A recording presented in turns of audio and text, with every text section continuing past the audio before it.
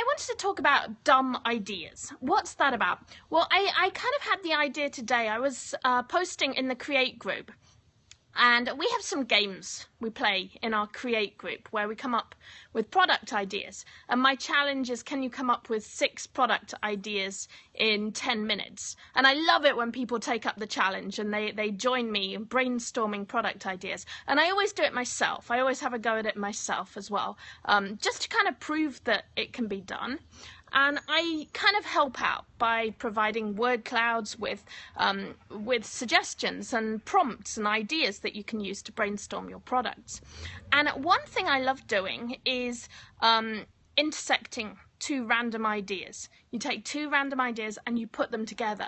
And I got a suggestion today from my word cloud, and I try to be kind of strict with myself on it, so I got can and pesticides were the 2 words that jumped out at me. And my first, the theme was Europe. We were talking about Europe.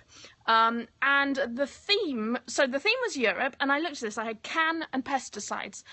And my first thought, this is like the dumbest idea you've ever seen. My first thought was, bearing in mind it's Europe, what if you dance the can to scare off insects? Whoa, mind blown.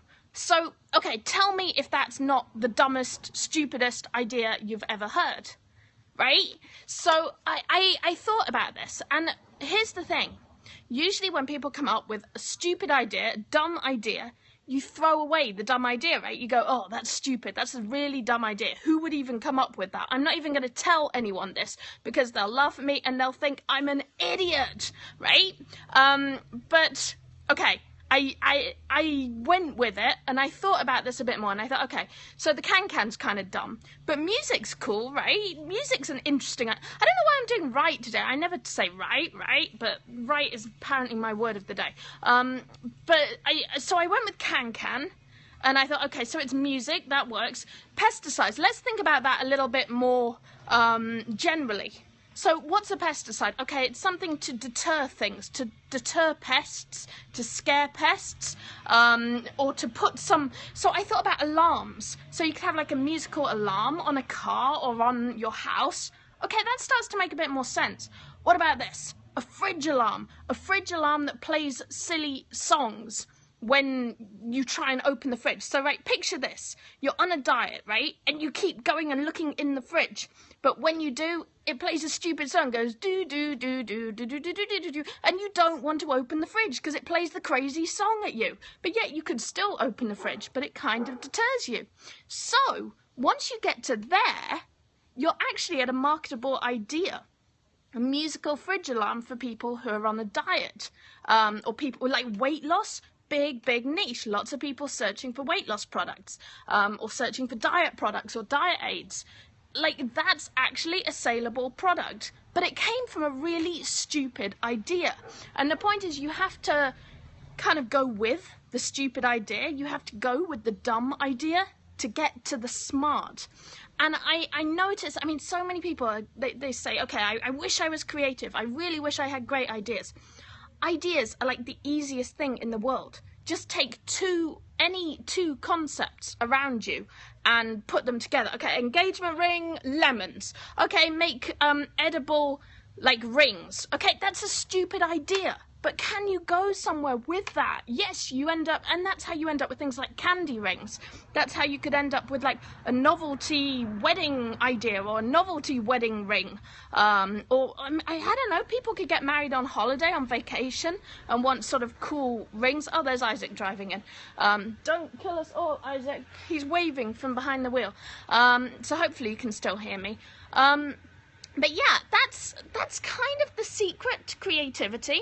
It's like, okay, you have a lot of ideas. Having ideas is not difficult. Take any 2 random things you see around you, or even like get a word and take the first letter from each, take each letter from the word and turn that into its own word. So take lemon and just pick random words from that. L, lion, E, engagement ring, M, monster, and then you start kind of coming up with more ideas when you put those together. Lion and monster and ring. Okay, what about a product range of rings or jewelry with mythical figures on? suddenly you start getting somewhere. A ring with a sphinx on, a ring with a griffin on. So the trick is working through those dumb ideas. And a lot of the time we censor our ideas. There's Isaac. Say hi, Isaac. Hi. He's walking past. Isaac, do I have a lot of dumb ideas? Is that like a loaded question? Do I have dumb ideas? I feel I can't win. It's fine. You can go with it. It depends what you define as dumb. Okay, well, we're talking about dumb ideas. Yeah. And we are saying that, wow, that's a great question. Someone jumps in, hey, what's your Amazon store name? That's a tightly governed secret. Like a really tightly governed secret. It's called Your Face. Your Face. That's what we call our Amazon store. You can look it up. Oh, I love you too. Someone's saying I love you and I can't read it. Get $1. Yeah, so, okay, point I was making was, a lot of the time we stop our ideas before they're even formed. Like, we think they're silly, they're stupid, they're kind of sexy, they say something too much about us. If we come up with an idea, it's kind of revealing too much of our psyche. So we don't even allow ourselves to think those ideas. But the thing with dumb ideas is once you've thought them and you've got rid of them and you've got them out, they make room for the big ideas.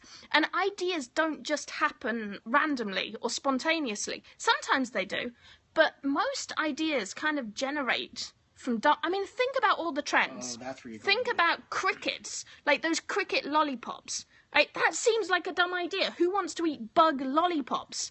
But that's the kind of thing that will trend. That's the kind of thing that will get people talking and sharing on Facebook. So if you're making products is really, really easy.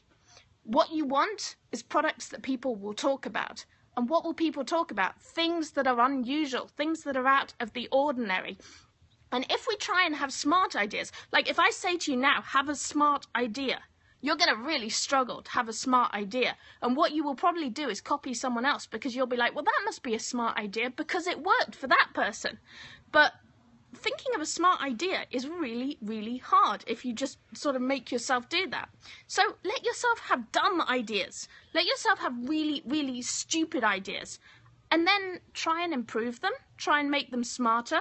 And here's the thing, if they're really dumb, if you hate them, if you're really embarrassed by your dumb ideas, then you can throw them away and no one will ever see them, but give them a chance. So that was what I wanted to say about dumb ideas. That's really cool. You know, that kind of reminds me when I was studying graphic design in college, one of the things when you're coming up with concepts is that you have to create like a lot of thumbnail sketches. And they said, cool. if you're going to come up with a concept, create like little micro sketches and do like anywhere from like 10 to 100. There's really no limit. Just every single possibility you could possibly imagine for a theme or design all your concepts. And then once you lay them all out, it kind of opens you up for creativity. And then it also gives you this overview effect where you can start filtering and deciding which ones. You can decides which ones really stand out from you. And then from there you start pinpointing till... There's a book, guys, Doodle Revolution. Yeah. It's really cool. Read Doodle Revolution. It's all about doodling and it changes your brain. It's pretty interesting. It's about how when you map things out or you make like an infogram, like even making a very simple doodle. One thing I loved was making 2 comparative pictures. You make one picture of how things are now and another picture of how you'd like things to be. And just doodling them changes everything. Like, that you don't have to be an artist. And that's the thing with everything, guys. You don't have to be an artist. You don't have to be a genius. You don't have to be a writer. Just get the ideas out of your head and allow yourself to have ideas. That's pretty cool. Okay, so I've got 2 things. Isaac's just... Oh, he's going now. Bye-bye, Isaac. Thank you for... you're going to talk about that. Oh, yeah, I want to talk about this. I've got 2 things I want to talk about really quickly. He's come back because he loves this. So, our good friend Jordan made a really awesome second colouring book. So his first colouring book, he did Night of the Living Dead. I just got his second colouring book, which is Manos, the Hands of Fate. And apparently, according to many, this is the worst movie that's ever been made. So again, we're kind of going back to dumb ideas. Like a dumb idea, worst movie ever been made, turn it into a colouring book. But guys, I've got to show you this. He did such such a great job with this. Oh, and one thing I should say, he did some research and found out it's public domain. Hey. So just like with Night of the Living Dead and Manos, they both had big copyright screw-ups, so they are public domain. So don't do this with like Star Wars, because that would be a terrible idea. But look at this, it has such cool things. I love this page, right? He says, so you can see it's got a word search in, so it's mostly a colouring book. So we look at this, and it tells the story, and the guy's like, okay, I'm going to get the luggage. And then it has some brilliant stuff here, like, okay, well, while Torgo goes and gets the luggage, it'll take some time. Try and find the hidden words in the word search. Like, how funny is that? You did an awesome job. And you go through it, and it's just, it tells the whole story. It's like, you said it was like a graphic novel. Oh, yeah. But it has puzzles. So it has, like, help the parents find their little girl. Like, isn't this a cool book? And it feels super nice. So he made this in CreateSpace. And he's got other good news as well. I don't know if you've been watching, but he's been picked up by the MST3K guys. They have asked him to make a colouring book for their Kickstarter, for their, what's the word, reunion, for their, like, comeback, which is just absolutely incredible news. Mystery Science Theater. Mystery Science Theater 3000. Yes. So they have picked him up. They have seen what he did with Night of the Living Dead and Manos. They loved it, and he has been commissioned by the MST3K guys. So huge things are happening with our colouring books. Katharyne Lowe also, oh my gosh, guys, her second book is out. She's still in the top 10 on Amazon with her first book, Calm the F Down. Amazing, absolutely amazing things going on. She has the #1 adult colouring book in the US, according to Amazon.com, which is just absolutely insane, like insane. And I got another thing in the mail today. I got this book. And this is by Leanna Crocco, who is another awesome member of all of our groups. And this is called Stay Stress-Free, Plan the Work, Work the Plan. Another gorgeous CreateSpace book. It's got her picture on the back. Really awesome looking book. And she combined Zentangles. She's like a Zendoodler, a Zentangle person, and she drew Zentangles, and she mixed it up with a planner to kind of help you plan your day. And I love it. It's a really beautiful book. So I wanted to share these two awesome books that people have made in our colouring groups and our create groups.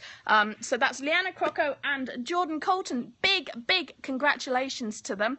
Oh, and also I got to congratulate Katharyne as well, because I didn't say it earlier. She also has been picked up by a major publisher in Europe, in the UK, Europe, and her she's got some crazy book deal going over there.